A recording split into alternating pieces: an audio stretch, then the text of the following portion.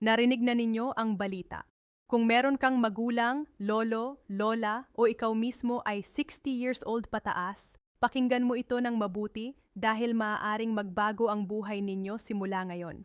Kumpirmado na ang Universal Social Pension ay dadating at sa pagkakataong ito kahit walang SSS, GSIS o kahit anong pensyon, may makukuha ka na.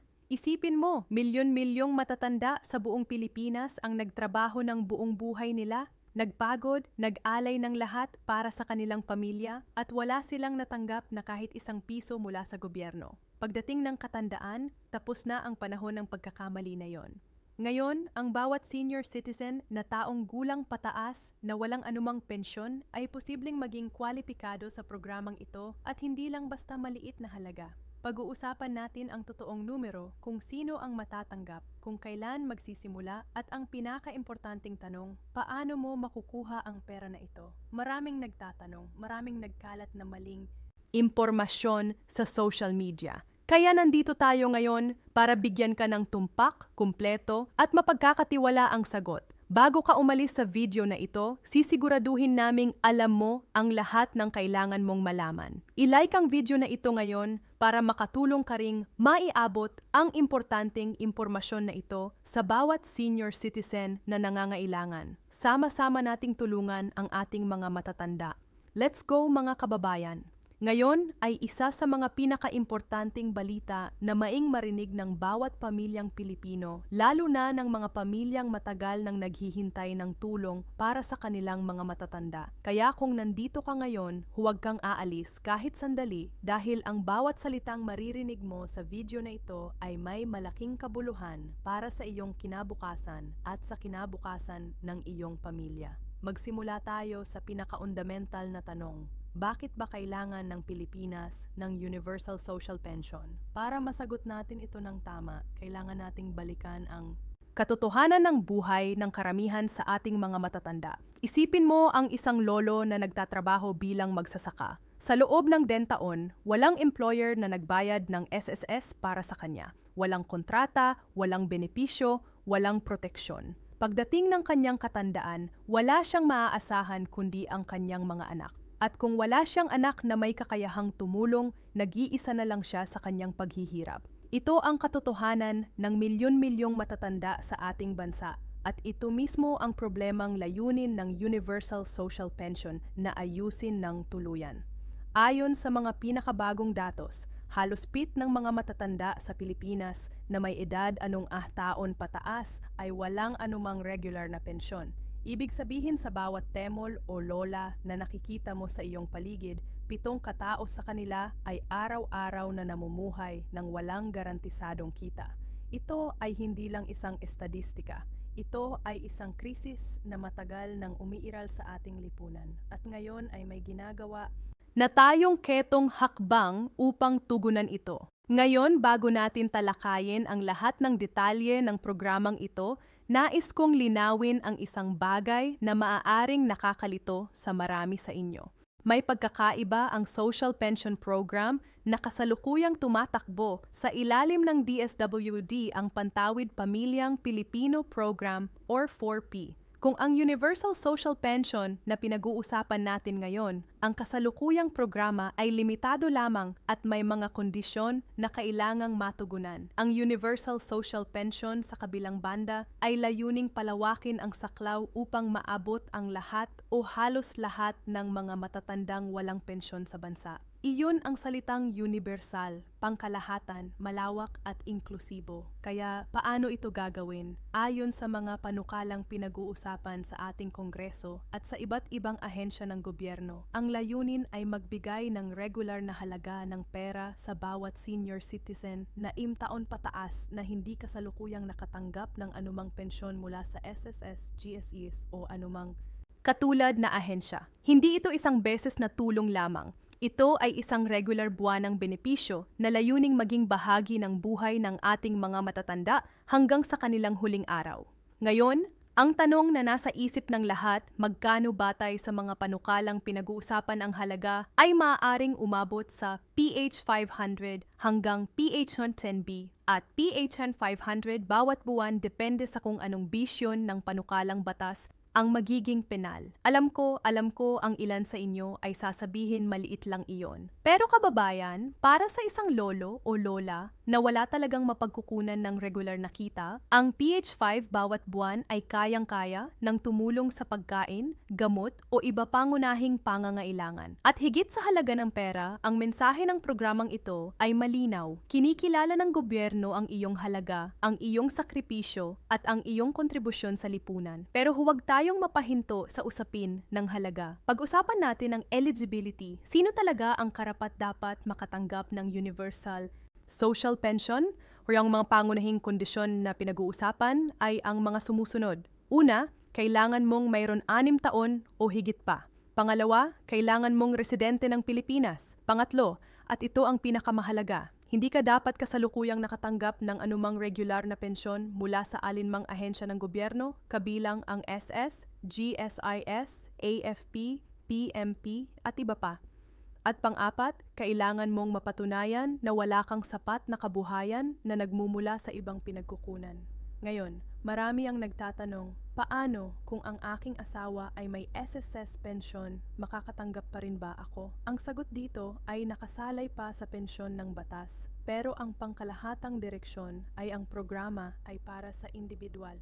Ibig sabihin, ang pensyon ng iyong asawa ay hindi automatikong nag-a-add, disqualify, sa basta ikaw mismo ay walang sariling pensyon.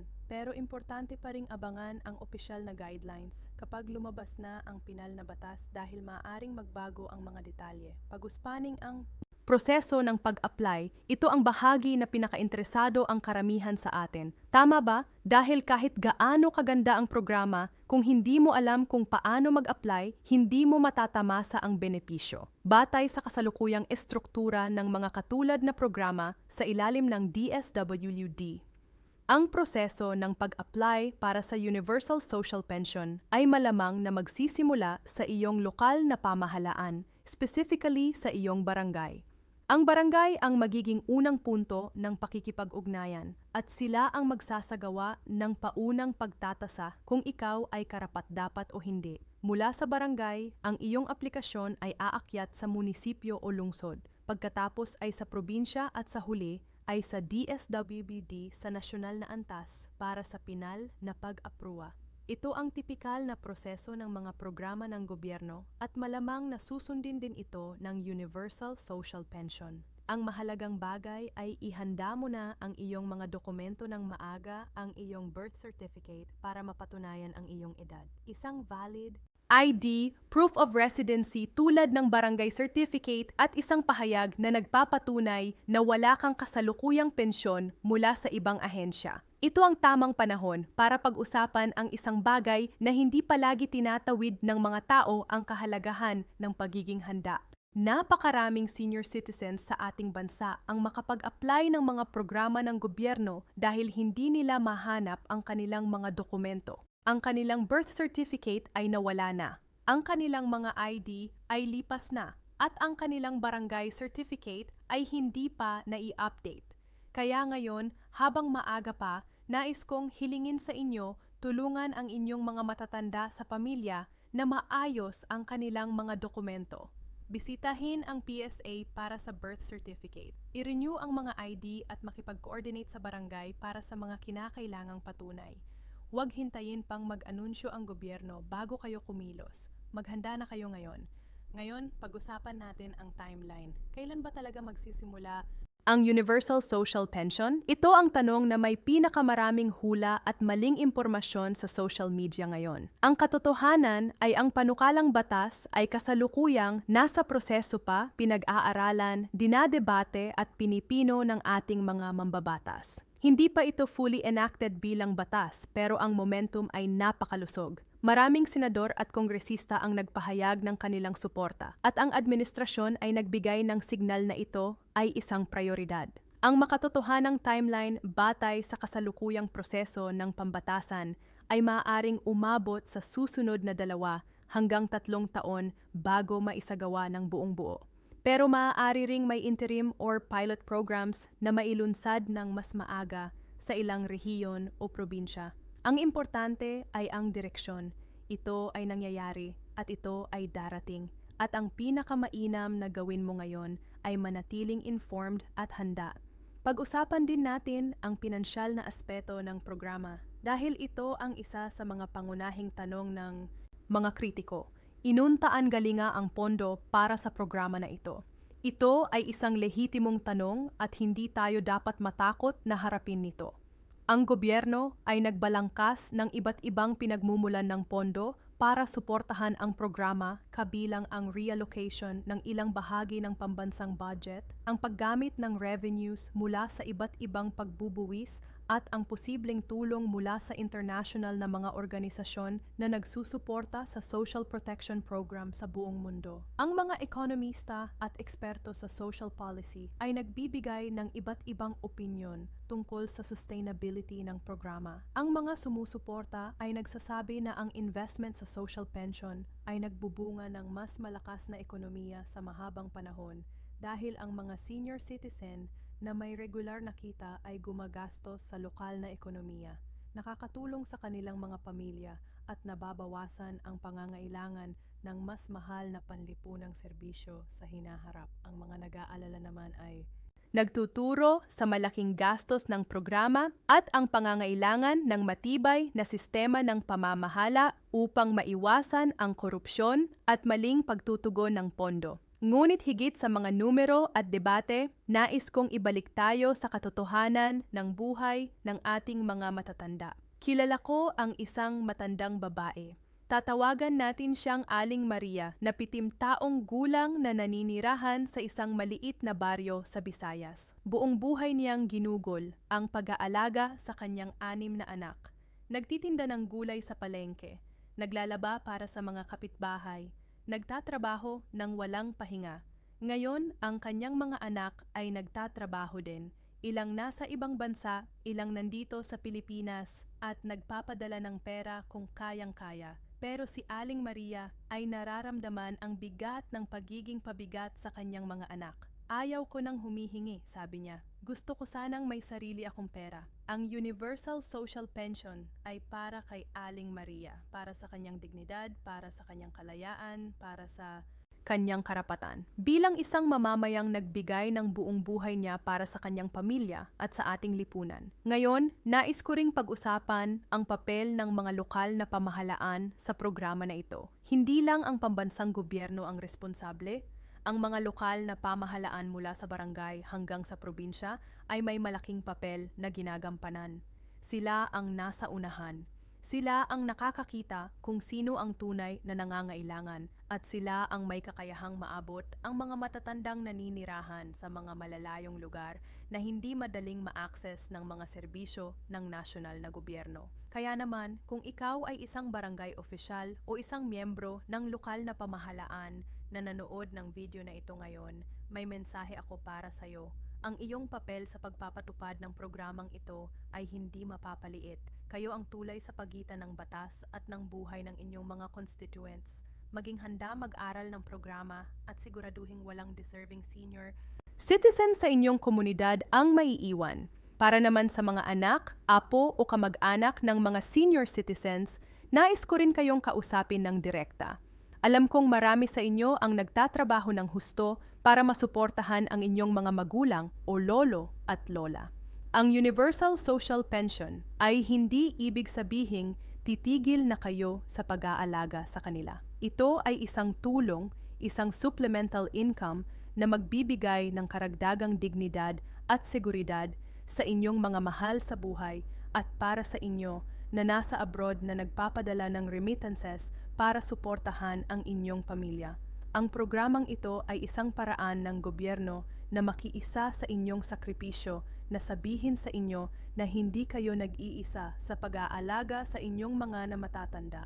Maganado pang isang importanteng aspeto na nais kong talakayin ay ang koneksyon ng Universal Social Pension sa mas malawak na sistema ng social protection sa Pilipinas. Ito ay hindi isang nag-iisang programa. Ito ay bahagi ng isang mas malaking Pagsisikap ng gobyerno na bumuo ng komprehensibong safety net para sa lahat ng Pilipino mula pagsilang hanggang katandaan. Kasama rito ang mga programa para sa mga bata tulad ng 4PS, ang mga programa para sa mga manggagawa tulad ng SSS at PhilHealth at ngayon ay ang Universal Social Pension para sa ating mga matatanda. Ang layunin ay walang Pilipino ang maiiwan. Bawat isa ay may proteksyon. Bawat isa ay may matitiwalaang sistema sa likod nila. Habang papalapit tayo sa katapusan ng ating talakayan ngayon, nais kong ibad ang mga pinakaimportanteng bagay na dapat mong tandaan.